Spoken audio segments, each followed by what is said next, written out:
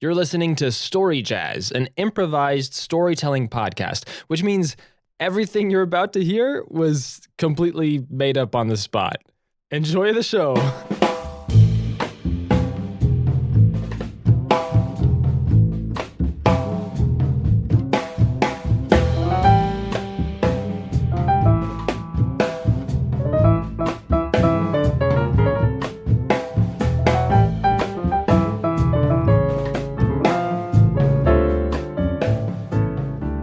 Presenting StoryJazz, a very serious podcast by very serious people. I'm Softy, and over here... I'm Sam, coming to you all the way from continental Europe. I'm coming to you from continental desert place in Arizona. So what are we doing today? Because, we could continue the Ghost Hunter story, but that wouldn't be very jazzy, would it? No. I think, sometimes when you got something really gold going, you got to drop it, right? You got to not pursue it at all. Yeah. What we're going to do is just give up on that. I think about it like a great freestyle rap. When you get 6 or 7 bars on the same rhyme scheme and you're just hitting it hard, if you want it to sound great, you drop that rhyme scheme and you pick it up a week later and people are like, what? He's still on it. That's what we're looking for. So what we're going to probably be doing is we'll try to revisit formats that we really like. I think we're really happy with the Ghost Hunters story, but we want to shake things up. StoryJazz is about creating new stories and new worlds over and over. And I think that first episode of each world and each story is a really special episode because that's the one where really everything sort of comes out of nothing and emerges from scratch. Yeah. That ephemeral... The primordial soup. Primordial soup of raw creativity that we know as Scratch.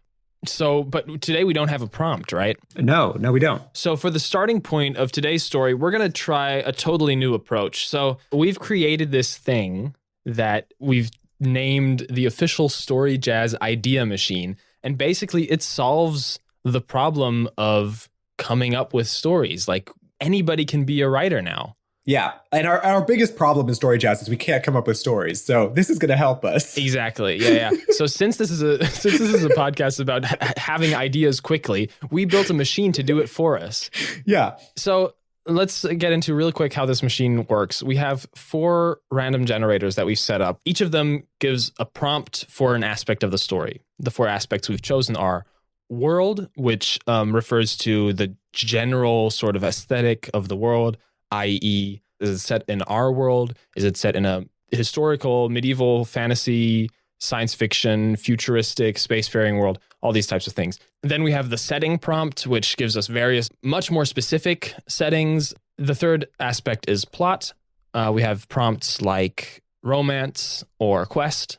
And then we have a 4th little generator that gives prompts for various types of characters. Yeah, I think what we're hoping to accomplish with the idea machine is not to close doors, but to open them. By hitting, randomize on the setting, we then hear school and we're like, oh, okay. And we're going to run with that. And we're going to make it a school unlike any other, right? We're going to make it, who knows, a school of zombies, but it's actually not the whole zombie. It's just their leftover body parts that get cut off. And those got to go somewhere. They got to grow up to be real zombies. And so this is a school for zombie feet. Can we just do that now? Can we just do that episode? Why don't you just hit the button and tell me what we got? Drum roll. Our world is futurism, a world filled with advanced technologies. Okay. What could be interesting? We've got artificial intelligence. We've got phones. Phones bad. In the future, phones even more bad. Well, yes, that's... No, that's just Black Mirror. That's just Black Mirror. What we could do, it would be really a little bit depressing, but we could just say that this pandemic quarantine mode that we live in never ends. Oh, wow. That would be a dystopian world. Well, but it advances, right? We're at a point now where people don't interact in person because there is constantly a sort of virus that is or viruses, or people realize how unhealthy it is to spend time actually in close proximity with one another. And so they're constantly communicating via voice chat and video. And that's everything is sort of separated that way. So it could be in 30 years from now. It doesn't have to be 2,000 years from now. Sure. Futurism can be set now, technically. We're living in the future. The boring cyberpunk dystopia has already begun. Yeah, so I'm seeing the advanced technologies in this futurism setting are voice chat, virtual interaction technologies that have advanced. We could throw holograms and stuff in there. We can make it a little bit more oomph because people have chosen what kind of technology to develop based on their needs. And right now, their need is for socialization. Okay, we've got the burgeonings of something here. I want you to just hit me with a plot now. No rest. Okay, our plot is mystery. The protagonists are faced with a mystery to be solved. Okay, so I'm thinking mystery pushes us toward either crime or, well, mostly crime in a setting like this. Or like an unknown, right? Like who is Gossip Girl, right? We could have like somebody wreaking havoc socially in the virtual sphere. Or like, what do the crop circles mean? What do the crop circles mean? Yeah, exactly. Crop circles is an interesting point. What if we had really like something that feels like a supernatural mystery going on in this virtual space or in between these virtual technologies? Love it. And I don't think it needs to turn out to ultimately have been supernatural, but it feels like this is impossible, right? So I'm thinking there's some sort of pattern that crops up. Crop circles. Love it. There's some sort of pattern that is showing up in all kinds of different video chats or virtual rooms or a symbol of some kind. Yeah. But a symbol that's it's odd enough to where it doesn't look like it's the sign of some anarchist group or something. This is a symbol that seems to be naturally appearing. It's infinitely recursive. Yeah. It's infinitely recursive. Okay, so it's like some sort of labyrinth spiral that toward the center becomes smaller and smaller. And then when you move closer to look at it, it just repeats itself. Okay. Like what's that called? A fractal. A fractal. That's exactly what I was going for. Yes, thank you. So the mystery is going to be to try to figure out what that is. So our characters somehow, some way will be motivated to try to solve what this mystery is, to figure out what this is, why it's happening. Yes. And uncover deeper and deeper things. And who knows where that's going to lead. Okay. So the prompt that will really shake this up is setting. Yeah. All right, I'm going to hit that now. Our setting is school. Ooh, we just did a school. We just did a school. Roll it again. We did a school. I think we should roll by it the way, again, this is allowed. If you don't like what you roll, you can just roll it again. That's how jazz works, right? If your friend starts playing something and you don't like it, you just stop playing and you let him flounder and then you keep going to something else later. You just change keys. Okay, setting, military. Ooh, okay. Oof. Proposition, it's happening in a military setting, but it's not part of any official military project. I was thinking more of a like young militia of people who they're like a sort of militia in this cyberspace. Ooh, so is this the let us out, we want our hair cut kind of people, or is this They're not resisting the quarantine. No. Okay. I think people in this world have more or less accepted the quarantine. Okay. All right. I think they see an opportunity. There's like a bit of a power vacuum in cyberspace, like in these virtual rooms, but also. So this is a militant group trying to control a cyberspace. Yeah. They're working in Fourth Life and they're trying to sort of control and police Fourth Life. Fourth Life is great. Let's take that immediately. Fourth Life is amazing. Yeah. So Fourth Life is a sort of open platform, maybe sort of a decentralized Internet 3.0 blockchain-based platform or something. Yeah. So anybody can control any aspect of the world and change the rules, and people are constantly doing it. Yeah. And the moderators are just players themselves. Yeah. And in this case, the sort of young militant police force are these like 8-year-olds who pretend to be adults on the internet. And dude, that is amazing. Our main characters are 8-year-olds? 8-year-olds. I'm fucking down for that. And they're policing the space, right? They decided that they were going to control it, and nobody knows who they are, right? And they're trying to set up basically their own like nation. Yeah, laws. They're trying to set up a balanced system of laws to control this space. Okay, hit me with the character button. Okay, I don't know if I can like take it out of the screen and actually physically hit you with it, but I can click it if you want. Click it. The character is lover. Ooh. Driven to give and receive love, fear of loneliness. I could see our main character chasing after somebody that they lost that went into this virtual sphere and trying to find them. And also trying to find a community to be a part of. So our main character, maybe he's not 8, maybe he's like 11 or something. He's got a crush, right? Yeah. He doesn't know who the person on the other end of this fourth life virtual purple flamingo is, right? Purple flamingo with like a studded chain belt and a wallet chain and like some Jinko jeans. I love it. Long neck goth GF. Long neck goth GF, yeah. He's got a kind of sort of a crush on her because when he's on patrol, she'll just walk and hang out with him. So he's like already been initiated as a low like beat cop of the virtual world. Yeah. And okay, let me propose this. We might reveal something about the world around him or the characters around him at some point, but he thinks he's the only kid in this server. Everybody else is adults. Yeah. I mean, I think everybody assumes that everybody else is an adult. Yeah.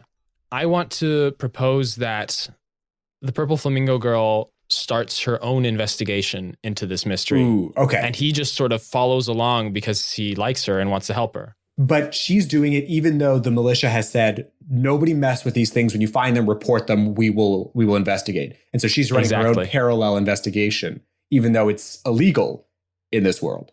Exactly. Okay. So names. I want names. I want to propose that we refer to them only by their screen names. Okay. Do you think numbers came back? Did numbers come back in screen names? Numbers aren't in right now, but some people still use numbers. It's sort of old school. Yeah, let's use that old school aesthetic. Okay. So like XX underscore lolhot underscore XX 69.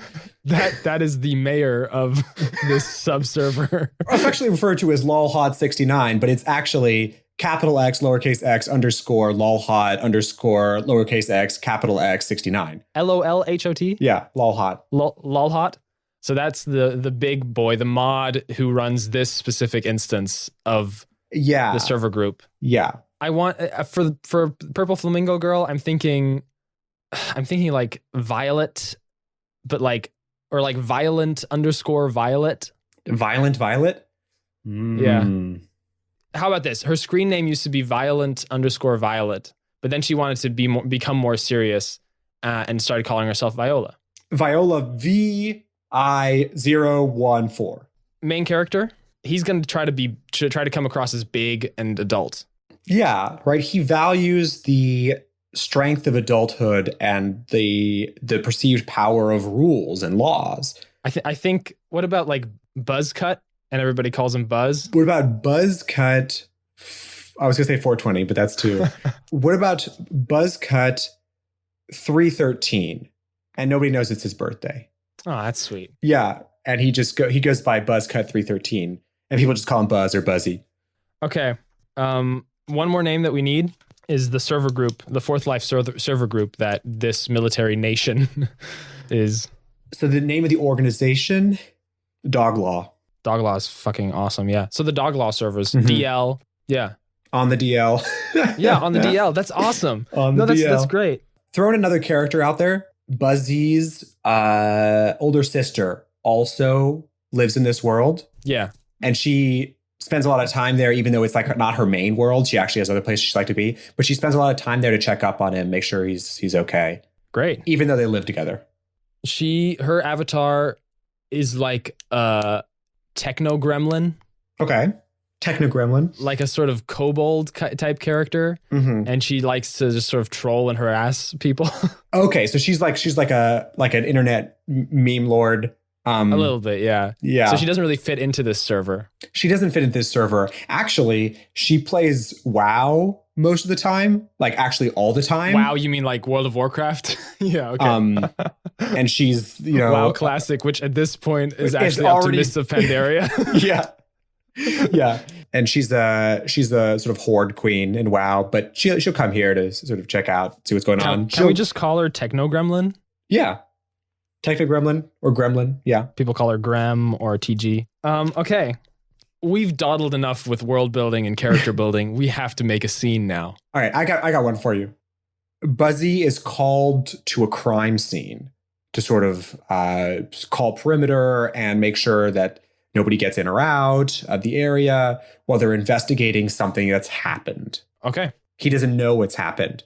But the larger organization is calling a bunch of the boots to just close off the scene, which in a digital space is tough. It often involves him freezing the current iteration somewhere so that even if people leave, they can see exactly what was going on then. So he's going around to various people's houses, basically their steps in the blockchain, and freezing that iteration to sort of look back and see what happened in the last, half hour or hour because a crime was committed. Okay. I'm going to give you a location. Yeah. Exterior, virtual mansion, day, virtual day. The sky is turquoise because that's the sky color that XX underscore lolhot69 underscore XX likes for his subserver.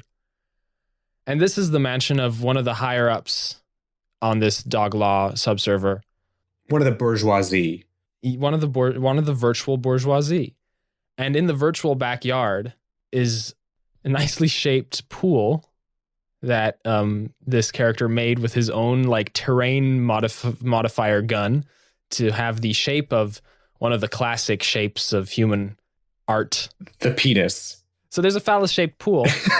And just around the lower two spheres of this pool is some weird black jelly residue and some strewn about objects and some glitching out, some of the pool tiles are glitching out back and forth. And that's all that's left of his dog. And that is all that's left of the mansion owner's dog. Buzz approaches the scene. Yeah, Buzzy shows up. All right, character voice time. Do you want to come with a character voice? Yeah, but he's got to ring the doorbell or talk to somebody. Yeah, I think he actually just walks right around the house and walks right up to the captain. The captain? Oh, so there's Boots there already. Yeah. He's there a little bit late. He got the call. He was eating lunch in real life and jumped on quickly to get into the virtual fourth life. Sorry I'm late, boss. What's the situation here? Oh, Buzzy, thank you. If you could walk down the hill to those fir trees and ring up a line of virtual tape to make sure that nobody comes in and freeze those servers in the garden terrace below, that'd be great. Thank you. Report here when you're done. I'll set you on a new task. We need to get this locked down as quickly as possible and make sure nobody can see what's happening here. Right away, boss. And he grabs his virtual utility belt. It's really funny how in this virtual world, everything is so deeply realized. The virtual reality is designed to be so realistic that you're essentially moving real objects around the way that you would in real life. So he takes out a roll of virtual tape, runs his thumb along it until he can find the spot where the tape ends, pulls it out, and gets 3 inches. That's all that's left. And goes, I don't have any more. But the captain is already off and doing something else. To address that problem, he knows that he has to find the command center, which is this rolling brigade, like a trailer that gets set up at each of the crime scenes. And he sees one parked right in the living room because it's not hard to get in and out because it's all digital. Yeah, they just spawned it there. They just spawned it in the middle of the living room. But he doesn't have the necessary clearance to spawn himself a new roll of tape. So he has to walk up to somebody who does. Yeah. So he gets into the command center and he sees the chief of police, who's, only one step under the mayor, lolhot69. Yeah. And he knows because the other beat cops have told him that the police chief doesn't like people talking to him. He only does IM messages. And so he's going to try to keep his head down and not look at the police chief. And he's just sort of tiptoes in. The police chief looks at him and just sort of watches him with these eyes, says nothing. Icy blue eyes. He has a really cool skin and stuff. Oh, yeah. He's high level. Yeah. It's actually this... his anime hair. Yeah, it's a sort of space reflective neon colors, reflective like a space jacket. Yeah. You know what I'm talking about? That's his eye color, or is it his hair color? No. That's his like skin color, right? That's damn. It's like hyper reflective and it mirrors everything. And I think as soon as Buzzy looks at that, he knows the server required to reflect a virtual world constantly and the amount of CPU that must be putting out. He's like, whoa, shit. So he just sort of opens one of the virtual cabinets and grabs a new roll of tape and nods to the chief and doesn't say anything and quickly opens the door and leaves the command center again. And as he leaves, he sees something on the screens.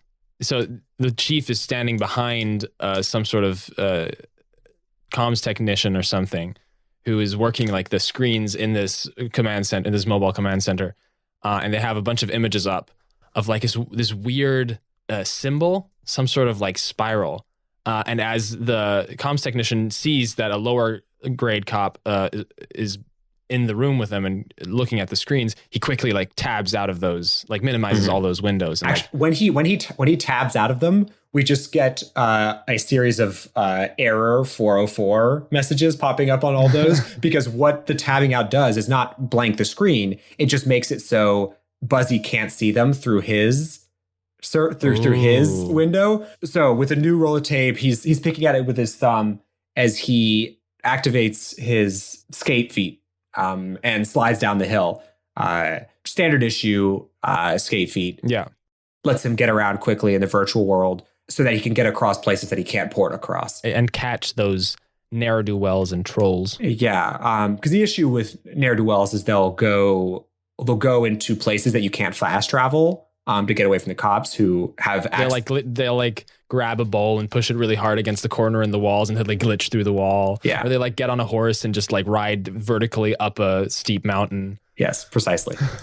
So he skates down the hill towards a ring of fir trees that surround the bottom garden terrace, a series of gardens. Yeah, very nice. Huge area. Like it exceeds draw distance in places. Yeah. He wraps the end of the tape around one tree and then starts skating along the edge of the tree line. All right. Character proposition. He's hoping to make detective. Yeah, he wants to rise in the ranks.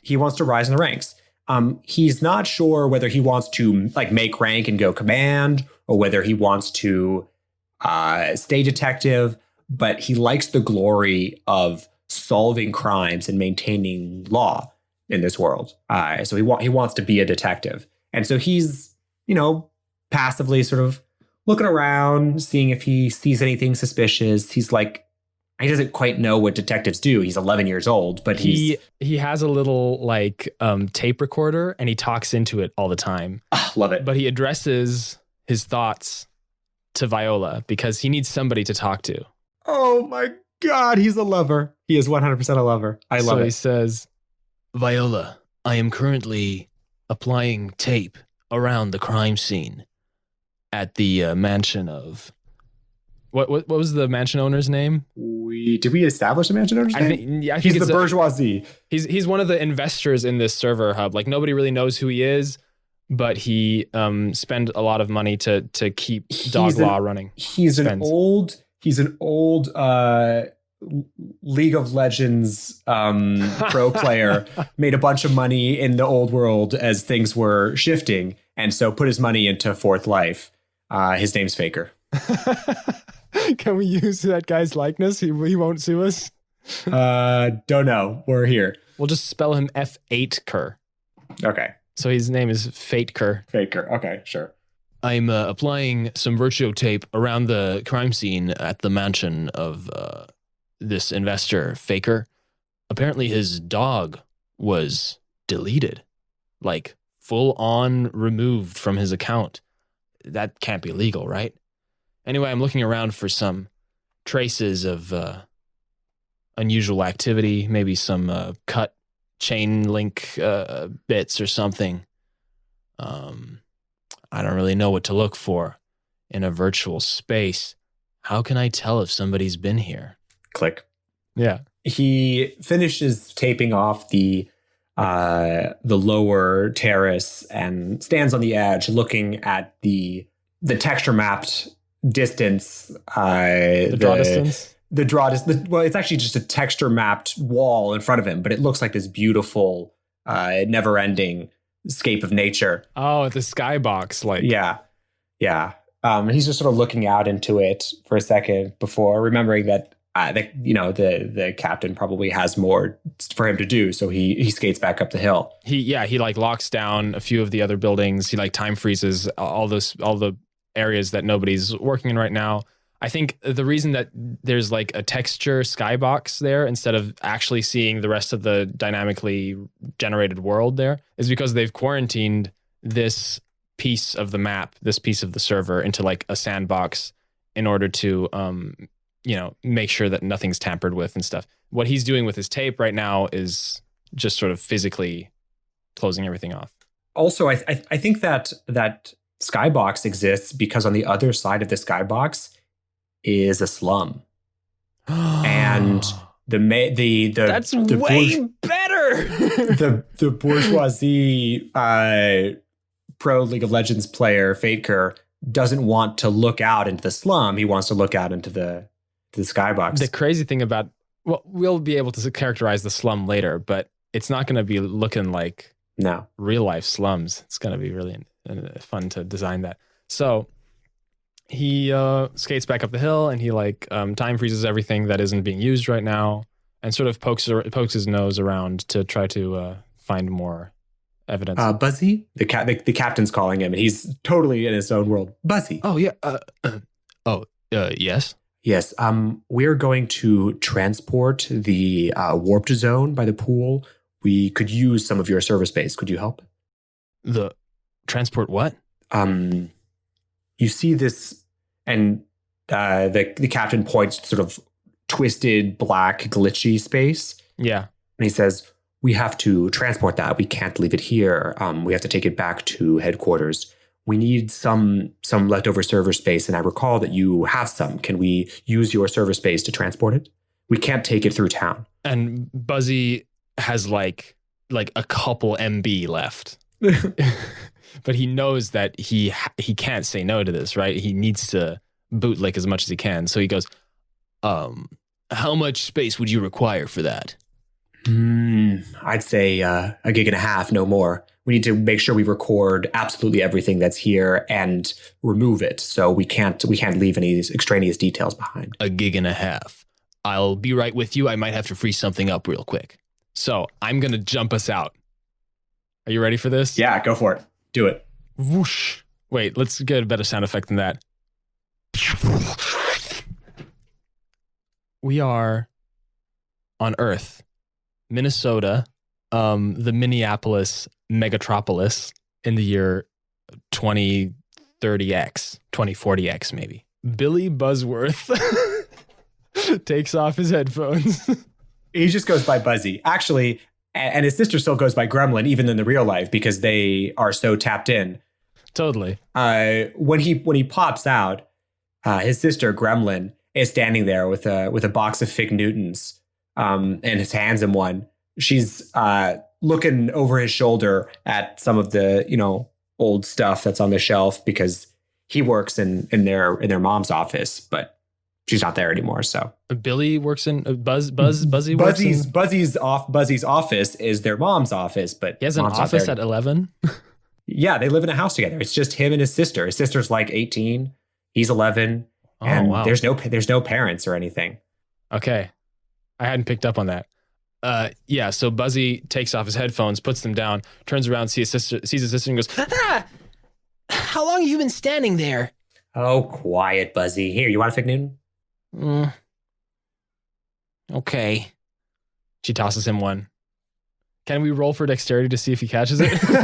He does not catch it. He does not catch it. But he eats it off the ground anyway.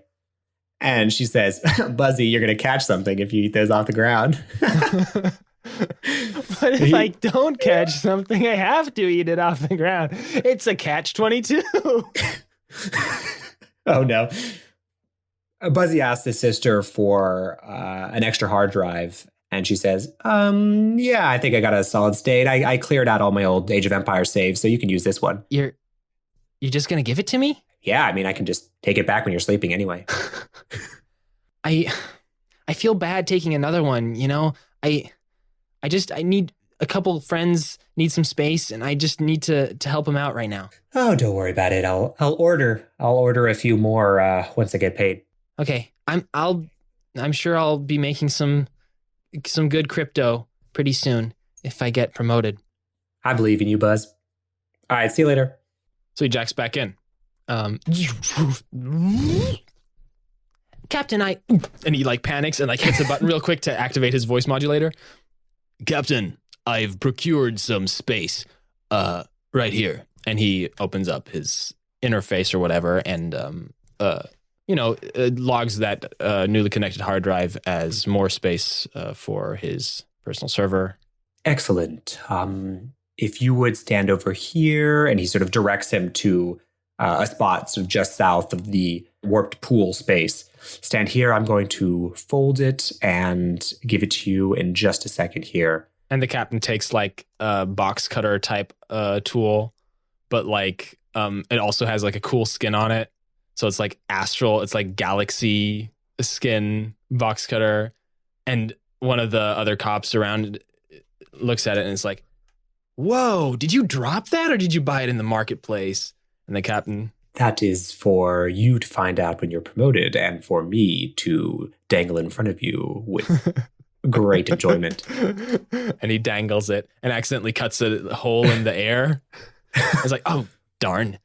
Could you patch that up real quick? And one of the other cops comes and patches it up. What if he just flips the box cutter down a little bit further, and out of the bottom comes an eraser tool, and or a patching tool, and he patches it instantly. And he just patches the hole in reality.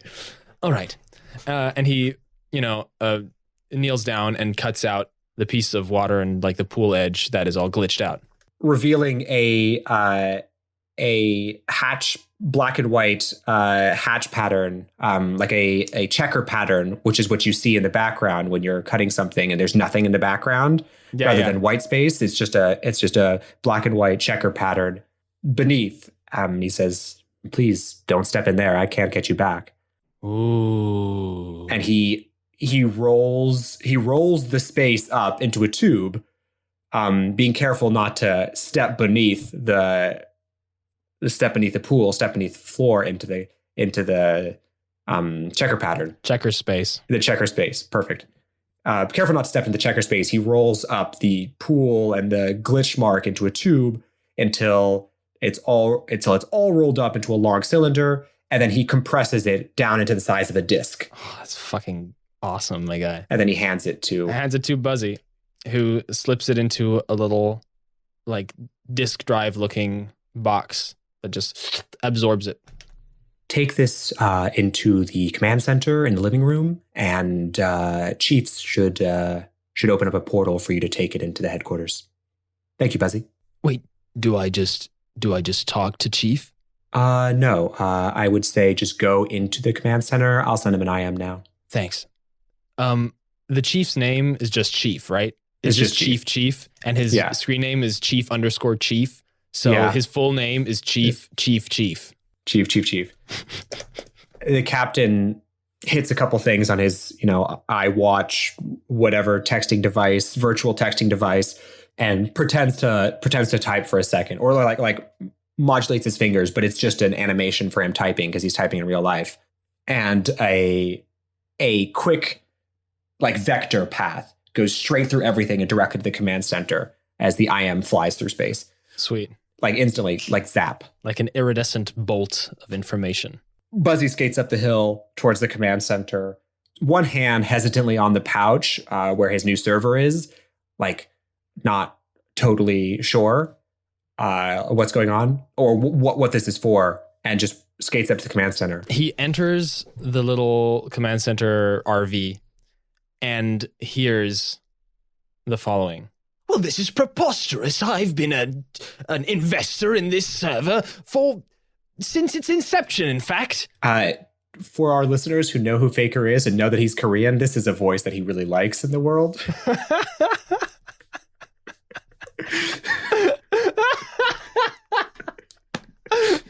Faker just likes the British snooty, Oh, yeah. the British snooty voice pack. Faker actually doesn't speak much English, so maybe he does at this point. And the chief is actually talking to investor Faker. The chief, he has a voice coder so that only whoever he's talking to can hear him. It's a high level perk that it's not easy to get. And so the only thing that Buzzy can hear is, which is really weird because there's also no like lip animation, because otherwise he might be able to like read his lips. Yeah. So it just goes, his mouth just opens like a puppet and that sound comes out. Buzzy looks and then looks away and like doesn't want to draw attention to himself. He just, because they're arguing out in front of the command center, you said? Okay. Yeah, sure. He just opens the door into the command center and sees the guy at the computer that was there when Chief was there before, and see him typing, and it's still the 403 on the screen. I just want to give like one more piece of foreshadowing or something from Faker's complaint. Something like, what do you mean you've never seen anything like this before? I don't care if this pattern shows up on 1,000,000 different servers. This is my mansion, and I come here to relax, for God's sake. And I can't just have people breaking in and killing my dogs. You know how much that dog skin costs? It's not a problem of the money for me, but...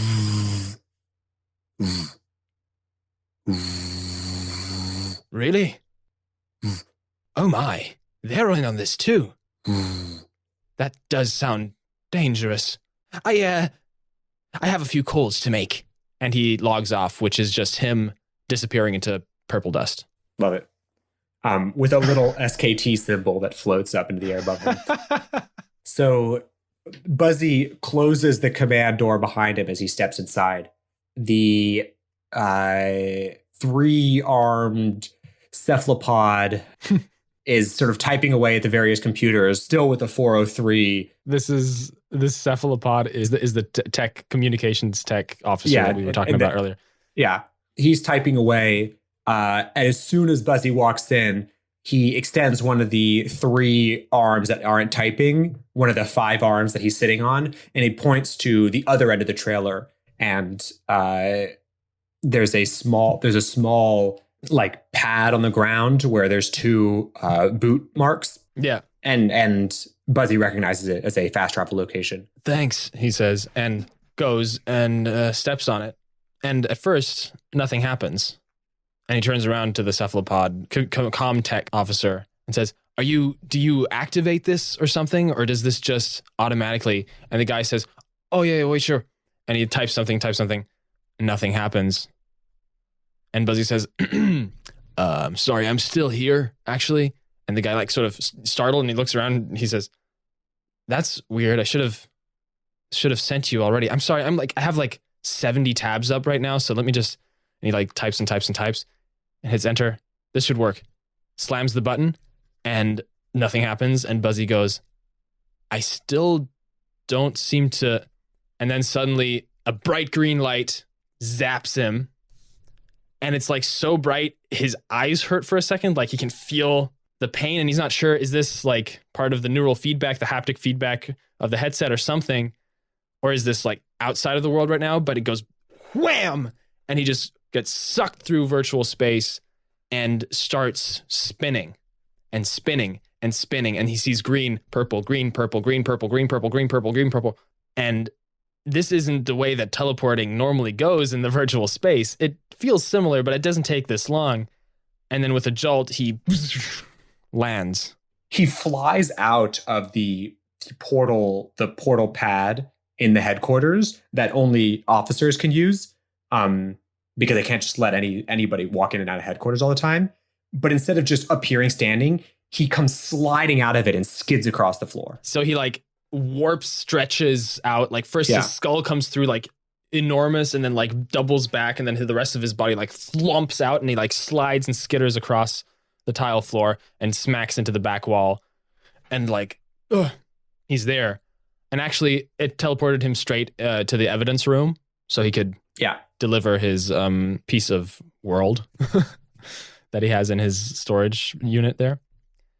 And Agnes looks up from the evidence locker behind the bars. Agnes is another younger recruit who they went through academy together, and she got put in the Storage. evidence storage. She didn't really want to see the front lines anyway. And she does this part-time because she's got another job. So She looks up and just gives him a little like raise of the eyebrow and says, Well, long time no see, Buzzy. Are you in a hurry today?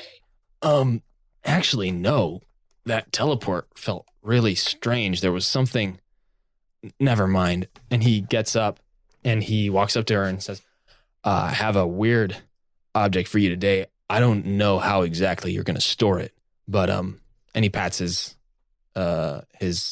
inventory pockets looking for it. All right, well, just eject the disc and 1 moment. she leans back and she pulls from a stack of like a file cabinet full of storage servers. She scrolls through. Some of them have various notations. She scrolls through until she gets to an empty one, and she unlocks it and pulls it off and holds it in front of her, waiting for Buzzy's disc. He takes out his storage unit, his little handheld thing, and it looks a little bit beaten. Like there's this black sort of thing, pattern etched into it, not the spiral pattern, but like as if it has been like when a tree gets struck by lightning. Mm-hmm. And he looks at it and he's like, "Oh." He presses the button to eject the disc or whatever, and all that comes out is a bunch of black goo, and it drips onto the floor. Agnes leans forward and says, Don't move. Just don't move. What? and she pushes a button, and suddenly Buzzy feels like completely frozen in place as the whole lobby area of the evidence room freezes. Time locks. And as he like, all he can move is his eyeballs. Yeah. And as he like peers down, he can see that one drop of black ichor that has already hit the ground, that dripped from his storage unit, has like ripped a hole into the floor, and you can see the checker space behind it. He can hear, even though he can't move, he can hear Agnes going, I'm going to need security here at the evidence floor 3. and here's a sort of telltale stomp of the like of the various guards, the security from upper headquarter coming down, and recognizes the procedure as they lock down the space, freeze it, and they have to sort of remove his hands to get the storage unit and the dripping black goo off of him. I want to propose something. One of the security folks that comes downstairs is Viola. She works for the. Yeah, she works for the cops as well. Okay. He sees her and he wants to smile, but all he can do is sort of look at her. And she gives him a grin and says, Isn't this a fun surprise? I don't often get to see you when you're working. How have you been, Buzzy? Why don't you tell me how your day's been? What? Has the cat got your turn? And as she speaks to him, his face flushes, which unfortunately he left that part of the emotional mirroring system that his headset has on. So like your facial features and like your emotions that your avatar has mirror the ones that you have behind the headset. And he feels like, God damn it, I should have turned that feature off. Another 10 minutes later, the security crew removes Buzzy's hands and the server from him. And then Agnes unfreezes the lobby. And Buzzy can breathe again. Even though he could breathe in real life, he feels like being able to like finally move. He doesn't feel frozen in place. And it's dangerous to log out of something when your consciousness is in a VR realm. It's not fatal, but it's not great. You know, it's like holding the power button to turn off a computer. You don't really want to do it. You definitely get like this sort of, not motion sickness, but like a sort of adjustment like jolt, and it does nauseate you a bit. So when he could finally breathe again in the virtual world, he can also breathe again in real life. Yeah. He looks down at the stumps at the end of his arms, knowing that he'll get his hands back, but a little bummed that he doesn't have them right now. Whoa, when did this happen? I didn't even realize. They have to cut his hands off to get the server and everything. Did you say that? Yeah. They cut his hands off to get to the server and everything around it so that there's no leakage or contamination. And it remains frozen. Yeah. Yeah. So he knows he'll get his hands back, but he's kind of bummed about it for right now. He had just gotten some cool manly plating on the back of his fists. So I'm going to say Viola is actually a junior detective, and she came down because she heard that something weird was going on, and she's now inspecting this hole in the floor that leads into the checker space. Yeah, she's leaning down by the floor, looking at it. She's got a pen, and she's poking at the edges, seeing if they're flimsy or whether they're solid, whether it's going to tear further. She says, Buzzy, do you have time for lunch later? I've got to inspect this, but afterwards? Buzzy's heart stops for about 15 seconds, and then he says, sure. Where were you thinking? Well, I don't know. It's just there's a defrag center around the corner. We could go there. I'm saying you don't actually eat in virtual worlds. You just sit for a defrag, and it feels like eating. Yeah, and you get a snack IRL maybe. Yeah, and like take the headsets are like you can like take off one eye, which is super confusing at first, but then you can like have one eye in the real world and actually eat. And he's trying not to sound too eager. Yeah, sure. Great. We can totally defrag together. Like, I mean, not like together. Like, I don't mean like, but yeah, no, for sure. We can. Yeah, sorry. I didn't mean to interrupt. Go ahead. Buzzy, you will probably need a defrag when they return your server after whatever it is that you are transporting. The black goo, once they clean the goo, they will return your server, and you will probably need to defrag it. So I think at that point, Agnes will say something like, I don't think that's that might take a little while. Perhaps you will not have hands for longer than you thought. That's a great start to the character. Start him out without hands. In a virtual world, what does he need hands for anyway? Well, to apply virtual tape around a virtual mansion. Yeah, he's already done that. So Buzzy like tries to be cool about it and like kneels down next to Viola and like looks into the checker space and like reaches out a finger in order to like try to reach to like, oh, he doesn't have hands. You see how important it is to have hands. He just sort of stares at the checker space and goes, so are you going to close that up or? Well, I do not think that it is the right move to close the space immediately. We must first figure out exactly how the tear was formed. Usually, you must have administrative privileges to tear space or reconfigure. So we must leave the space for now until the tech department can come and figure out what administrative privileges caused the tear to occur. I am looking for any sign as to whether this will happen again. It is not my field to run tech diagnostics. I will leave that to someone else. Why don't we take a break? We'll defrag what you have now, and when you get your servers, we'll go defrag again. 2 lunches.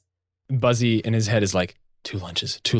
Oh my God, 2 lunches. Maybe she did notice me. Like maybe she could tell that I'm a good guy and I'm really trying hard to be a good guy. And maybe she likes me back in a way, kind of. I don't know. It's impossible. But maybe it's possible. Buzzy? Yeah, that sounds great. So she stands up and she brings out a little like glowing pen and she just sort of draws a square around the hole and it like manifests these like hard light walls that like glow red and it sort of like has this holographic warning sign hovering above it so that people won't run into it. It says caution wet. Yeah, caution. Slippery when wet. It's a little yellow A-shaped sign. Caution hole in reality.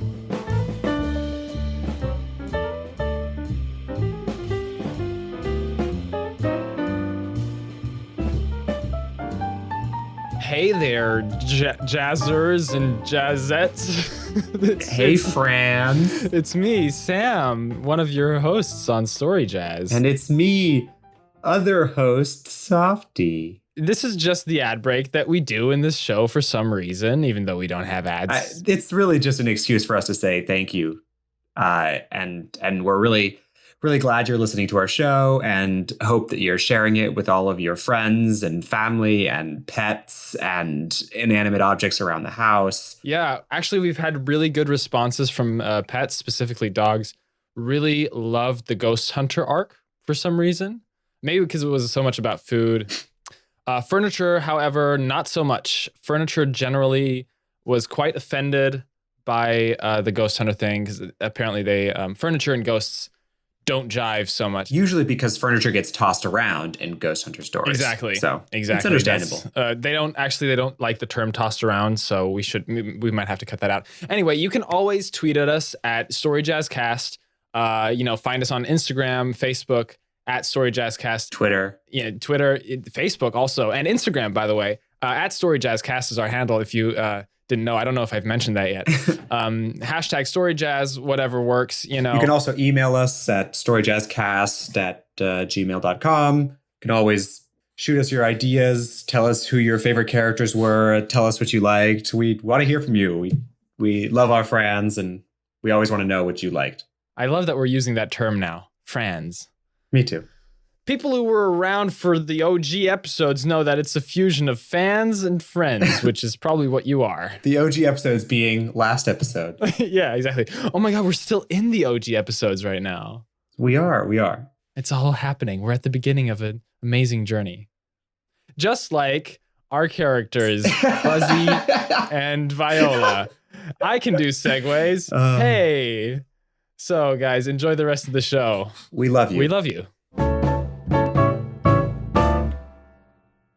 She looks at Buzzy's stumps as they walk out of the evidence room and says, I have one thing that would give you hands, sort of, at least for now. Sure, that would be good. She snickers to herself and pulls some handcuffs from behind her and slap them on his wrist, which in this world, instead of handcuffing someone's hands, you just replace their hands with handcuffed hands. So now he has... So now he has handcuffed hands, but he has hands at the end of it. He just can't move his arms apart. She says, I told you, it's the closest I have. No, this is great. Thank you very much. It is kind of kinky too, no? Sure. And as he says that, Buzzy realizes how weird his voice sounds with the action hero modulator on, but still behind it is a 10 or 11-year-old. Yeah. Insecure. The hormones mumbling. in his body are just going crazy looking at this purple anthropomorphic, beautiful flamingo in Jinko jeans and platform boots and a studded belt and wallet chain. We haven't really established what Buzzy's character looks like, but I'm thinking like Duke Nukem style buzz cut giant soldier dude. Yeah, he has fake scars and a nice, bad. I said nice, but bad tribal tattoo on one shoulder. Sick. He's got a Schwarzenegger jawline. Yeah. Maybe a bandolier, but there's no bullets in it. It's just a bandolier. Or there is bullets in it, but they're so huge. There's no way there's a weapon that would use bullets like that. Yeah. He actually spent a decent amount of money to get authentic bullets, but getting the gun is illegal in this world anyway. So it's too powerful. So let's jump to lunch. This is a lunch place called Dave Fragg's Defrag. Dave Frag? Dave Frag is the owner. He used to be a soldier type, which is why he put on that name. But now he's just Dave Frag, also known as D Frags. So okay. This is D Frags, D period Frags. D Frags. D Frag Snack Shack. What about defrag apostrophe S? Defrags is because it's defrags and it defrags. It defrags. Yeah. Defrags is deep fried defrag rag shack. All right, this has gone too far. Snacks. They walk in and they grab one of the small cafe style tables out front, little wicker chairs, and order some coffee, and then sort of sit outside. There's a little USB cable in the bottom. It's a USB cable, but it doesn't actually matter. They just have to plug in to allow for defrag. To defrag their deep frags. Deep Exactly. drag. Viola just sort of reaches down and grabs it. And when Buzzy reaches down for it and looks down at his belt, where a new server used to be, Yeah. he notices that there's another layer to the pouch, and there's another server underneath, which he realized is not uncommon. A lot of servers, solid state servers, have backup storage and Drives, basically. Yeah. You say servers, but we're going to be mixing and matching some of the terminology here. Forgive us. Some of the lingo. Sorry, the solid state drive that he borrowed from his sister has a backup level to it, and he stored it. He stored the pool data in the front one, but he still has the backup partition. Yeah, the backup partition, a lot of especially high sensitivity solid state drives automatically back up constantly everything that you have. Mm-hmm. And there's still a backup there, one that he didn't turn over. And he hesitantly pulls it out of the pouch, and it's smoked and black just like the last one. But he hasn't pushed eject yet, and so everything is still stored in the server. And it's in the drive, and he's looking at it hesitantly. And Viola sees it and sees him. She immediately puts a hand on it and pushes it down so that nobody sees. Buzzy, well, did you make a copy before you turned it in? No, I think that was automatic. This is a pretty high-end drive. I got it from my friend, my older friend. Okay, one moment. And she spins a dial on her leg and she pushes a button, and Buzzy sees a virtual image of him and her sitting at the diner, which everybody else will see while they're in a cloaked space inside. Whoa, you have a leg cloak? Whoa, you got a cloaking node? Buzzy, you must be quiet. Is this notebook sound? Let me see this. And she gingerly takes it out of his hand, and without pushing any buttons, she starts examining it. Incroyable. What? Buzzy, what was in this? Before you folded it in and stored it and then brought it to evidence, what did it look like? You mean the piece of pool that they put into that? The disc? Yes, I So I was out. Buzzy thinks back to his tape recorder where he has an actual file of him explaining the case to Viola, but he wouldn't show that to her for the life of him. Super embarrassing. Because it says, "Love you forever, Viola," at the end of every entry. He came up with his own file extension which is .lyv. Love you, Viola. Anyway, he curtly explains the case to her. This guy's dog pet was violently removed from existence, and the hack left behind a hole in reality in the pool, or near the edge of the pool in the backyard of this of Faker's mansion. So he says basically, yeah, it was a piece of pool, pretty much. And you say a dog was destroyed, was erased? Yeah, well, a virtual dog. Are you sure it was a dog? Well, his pet, I guess. I never saw it. There was just some black goo left over. I know who we need to talk to. I know what the dog was. Whoa, sweet. I think we need to cut there, right? Yeah. Buzzy's like, damn, I was hoping for a date, you know? I actually, how about before we cut, he goes, okay, yeah, totally with you. Do you still want to sit down and defrag for 15 minutes, maybe? I could use a snack. And then we'll cut there.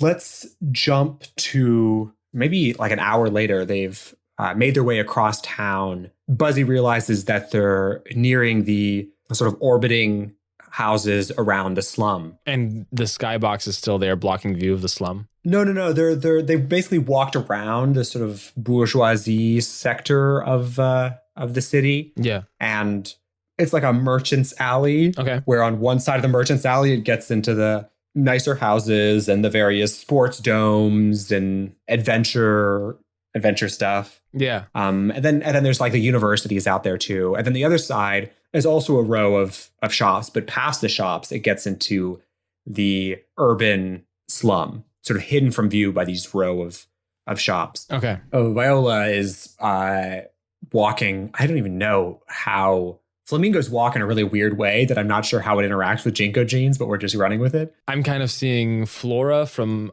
Animal Crossing. Okay.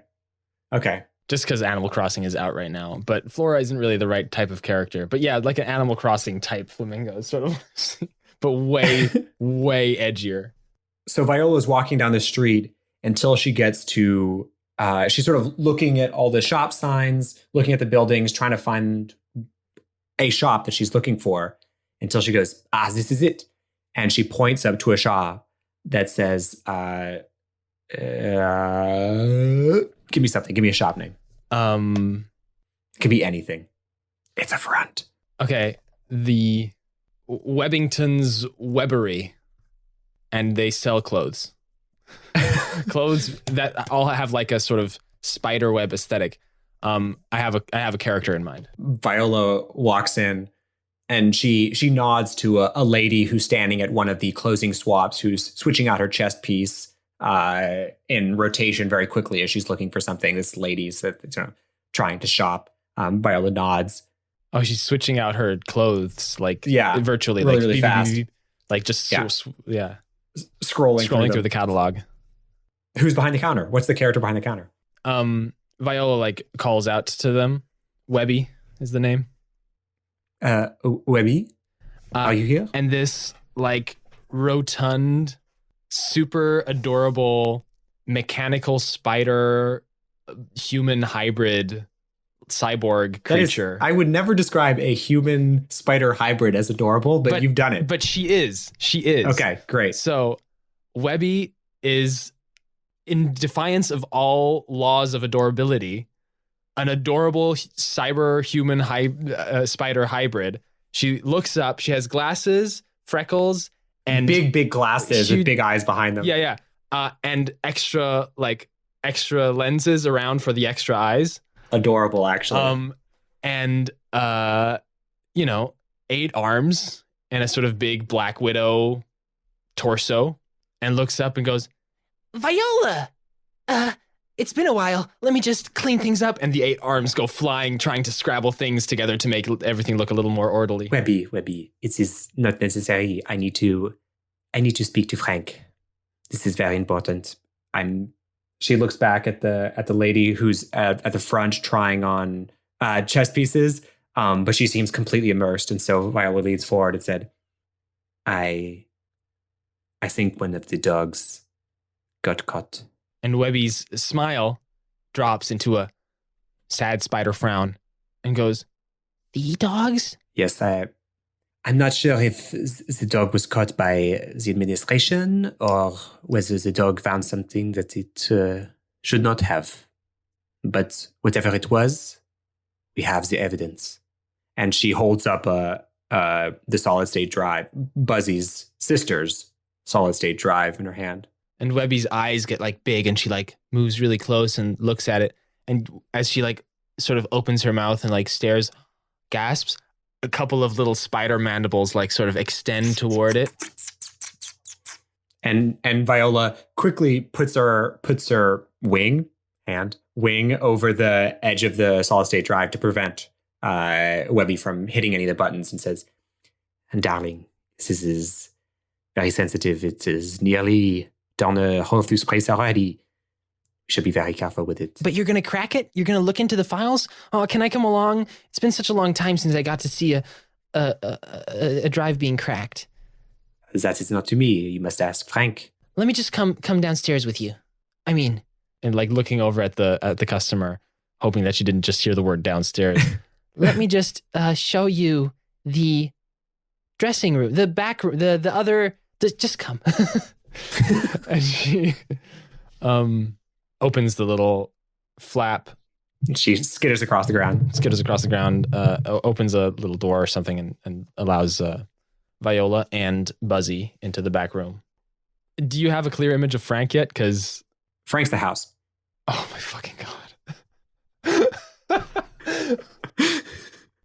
Frank's. Let me just recover from that real quick.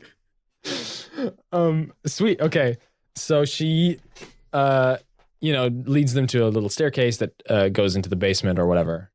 As they're going down the stairs, Webby's sort of scrabbling along the wall and ceiling because the stairs are sort of narrow so that everybody can sort of walk alongside, and asks, So who's this Mr. Buzzcut here?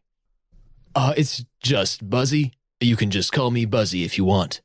Buzzy is just a cute guy at work who came across this specimen. I don't know if we can trust him, but we can just remove him from the world if it becomes a problem. and Buzzy, and as the two of them don't laugh about this possible gag, Buzzy sort of fills the silence with a funny. And then Webby finally sort of snorts a laugh and goes, So using the action hero voice modulator, I see. Well, it's a classic. It's a classic. In the basement, there's a old style wood stove. And in the flames of the wood stove is an eyes and a face. And that's when you go to talk to Frank, that's how you talk to him, even though he's the whole house. sweet. Viola! It has been so long! Oh, he just loves it, doesn't he? They enter the fireplace room. We're really good at naming rooms on this show. Thing which is in room. How have you been, Viola? Frank, this is unnecessary. But we have a guest. We must represent ourselves in our fullest capacity.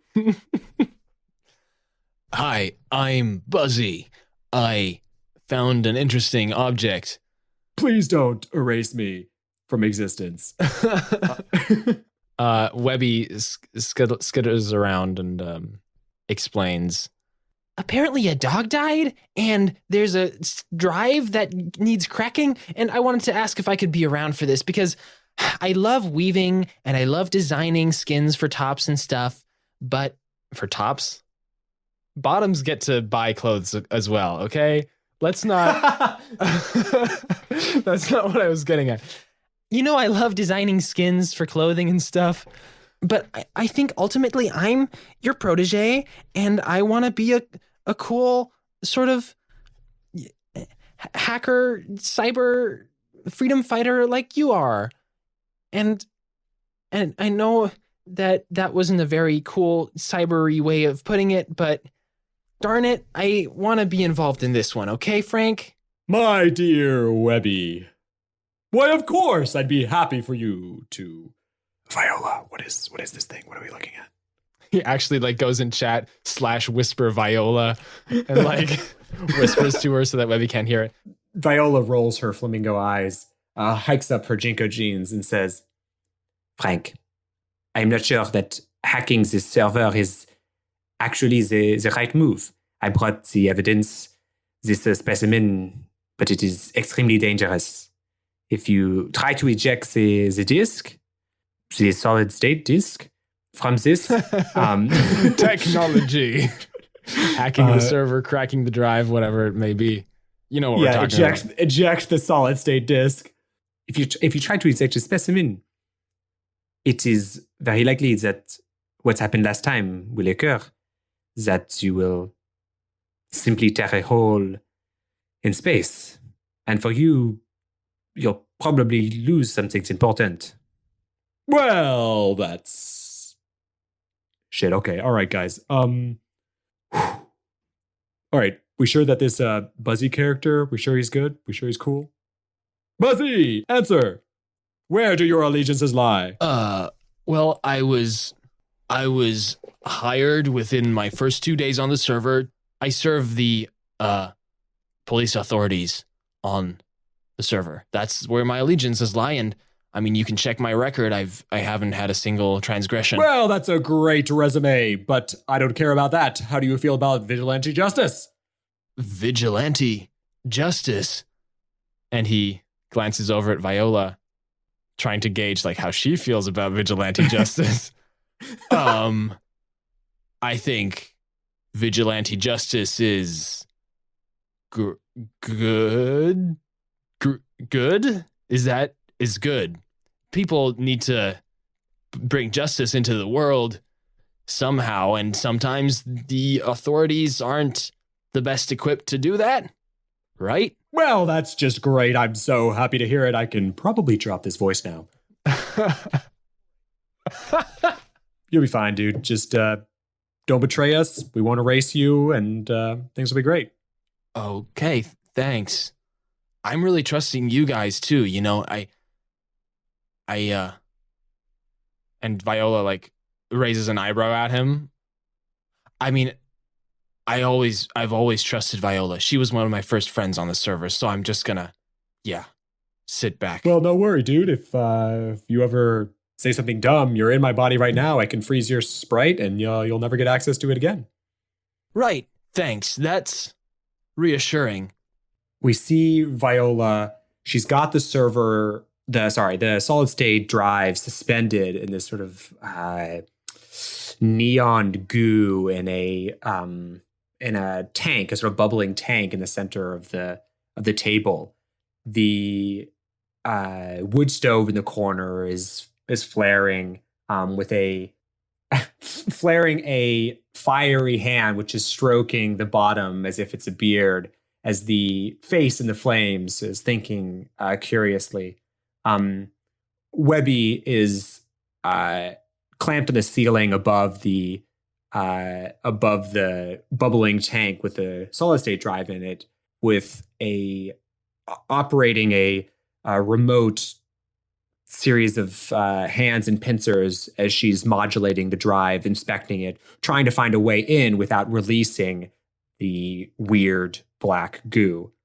Strewn across the table are a series of diagrams and drawings of the manners in the sort of bourgeois part of town, blueprints, layouts of each of the manors, and with them, sketches and data about the inhabitants, and then a small book on each one with a timeline of when they started to live there and what has gone on. All of them are open at different pages. It looks like to Buzzy, who's sort of watching from the corner, still handcuffed, but happily so. He's watching and he's putting together that these three individuals have been tracking the history of the various rich investors in Lolhot's DogLaw server. They seem to be trying to track something that has been moving over the course of the history of the Lolhot 69's DogLaw server, and trying to plot where it's going to go next, because on the wall is a map of the town with a series of pins of different colors based on different things that have been happening. And Buzzy can't quite put together exactly what it is that's happening, but they have years worth of data collected. Webby is carefully peeling back the outer carapace of this drive in the bubbling goo. Green goo, did you say? Neon something. I don't Neon remember. green. I think Yeah. Inside this goo, she has like one long mechanical armlet peeling back the outer drive, and Frank, I think, yells at her to like be careful, you know. Quiet! I mean, be careful. As he yells that, she like jitters and like accidentally spills a little bit of the goo, and she's like, Yes, I am being careful, Frank. I didn't mean to say quiet. That's just my default. I'm sorry. I know. You get into character and all that. and she peels it back and reveals the insides of this drive, which are sort of just like, it's like space. It's like condensed space. You can see 1,000,000 billion data points like stars flitting about in there. But they're slowed and they're contained by this green goo, which stops data from leaking. And between these data points that seem to be like spiraling and like trying to move away from one corner of the drive, there's a glob of absolute black. And as they watch it for a while, they see that it sort of pulses and extends bits of itself to try and swallow up the next little data point. And basically, it looks like there's a tiny universe in this drive.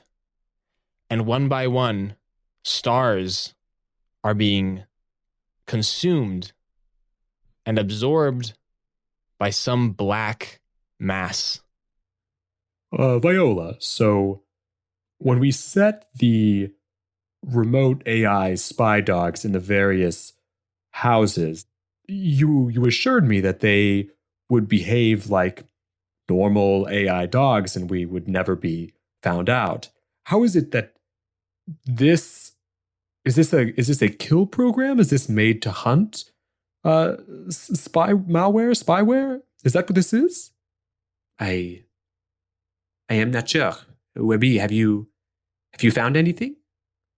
I mean, it looks like a sickness, right?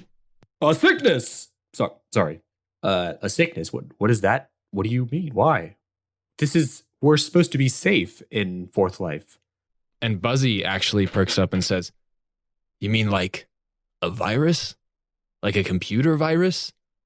and I want to say that because of how extremely the technological world was developed further to be like safe from all types of infection, computer viruses are kind of a thing of the past. Like security measures have been developed to the point where you can like hack and like breach stuff and stuff, but like viruses that spread on their own or like through user error aren't really common anymore. The actual countries' governments have vicious poacher programs that kill and delete viruses and remove them such that there's not a hospitable environment to be somebody who creates viruses or promulgates them around the world. It's much easier to just be a hacker within the various servers that do exist. Yeah. And just like physically hack the way that you would, cut through the virtual tape around a crime scene, or like just cut through an actual chain link fence with like virtual bolt cutters. So Buzzy proposes that this might be a computer virus, like in the old days. Maybe it's Viola who says something like, "If it is a virus, we must do anything we can to stop it from spreading." And Webby says, "So what? Do I just close it back up?" And Viola says, "No, I think I have an idea. Push the eject button." "Are you sure? That seems kind of risky." "It seems to be contained by the goop, the neon green goop. That is the technical term, yes?" "Yes." "Push the eject button. I think it will be safe." And Webby pushes the eject button. Ouch! I mean, just kidding, guys. I'm sorry. Jesus Christ, Frank. I just had to do that. Seriously, every time with this. Webby pushes the eject button, and the motion of the button like makes that tiny little universe inside the drive swirl around it, and then like suction draws all the little stars up into to the front, but the black goop inside sort of like sinks to the bottom of the drive, and then out of the opened carapace of the drive, it just sort of falls out and floats out into the black into the green goo around it. As it drips out into the neon green goop, the black ick starts to swirl and fold in and on itself and starts to almost consume the green goop. Viola notices that the levels in the tank start to decrease. And she says, Frank, we need more goop. Right now, we need a flow. And Frank says, "I'm incorporeal. How am I supposed to do that?" Frank, quit your yapping. Tell me where the tube is. And Buzzy jumps up and runs over to the tubes as Frank points them out. Grabs it with his handcuffed hand and plugs a new tube into the side of the tank, which previously had just been filled up and was bubbling to modulate the neon liquid. But now it's got a constant stream of green goop flowing in to keep the black ichor from just eating the goop away. "Okay, Webby, pull out the drive." Webby pulls out the drive quickly. What now? Frank, do you have any containment crystals? Well, of course. Why would I not have a containment crystal? I'm a web-designed clothing store. I, of course, carry... All right, guys. It's in the closet in the back. There's a mop. It should be behind the mop. Switch his character. Buzzy runs over and grabs, tosses the mops aside, grabs the containment crystal. It's just a square, like a quartz cube, tosses it over to Webby, who catches it out of the air perfectly because her dexterity is a lot higher than Buzzy's. And she dunks it into the green goo, and it like starts sucking up everything around it, and it sucks up the black ick. And as the black ick gets sucked into this like quartz cube, it expands all the way to the edges of the cube and like pushes out any of the green goo that was sucked into the cube with it. And ultimately, the cube is just filled with black ick, and the goo levels start rising as the goo stops being absorbed by the black ick. The green goo stops being absorbed by the black goo. There's a lot of goo in this episode. Please bear with us, folks. Ick and goop, yeah. And Buzzy turns the nozzle off to stop the additional green goo from flowing into the tank, which bubbles to the top of the tank like a rising meniscus, but doesn't quite overflow. Silence fills the room. Carefully, Webby pulls the containment crystal out of the green goo. And as the air hits the crystal, the virtual air, the goo inside like retracts from the outsides of the cube and like focuses in on the center of it. It swirls together, and Webby crawls down from the ceiling and like holds it out into the middle of the room, and then everybody leans forward to look at it. Even the flames like lean out of the fireplace to look at it and like illuminate this crystal cube. And in the center of it is this fractal shape, this spiral labyrinthine shape that repeats, endlessly recurring into the center, drawn in black ick. And everybody's just staring at it. And Webby says, "What the hell is that? What does it mean?" And Buzzy says, I've seen that before.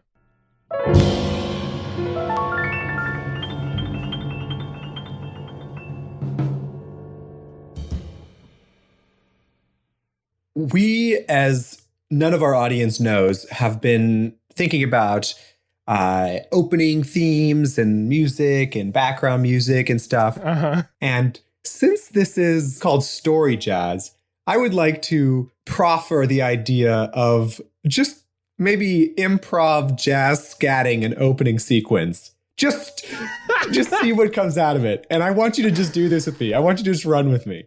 With like video call delay though? With video call delay, okay? You know, whatever we fuck up, we can fix in post. That's what I tell myself whenever I do anything in this podcast. Do you want me to give you like a drum riff? No, I'm just gonna hit us with a nice like sax open. Okay.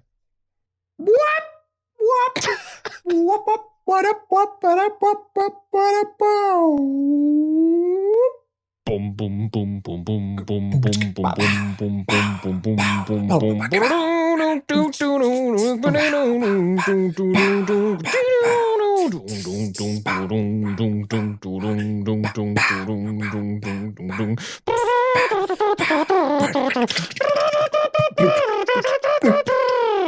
Yeah.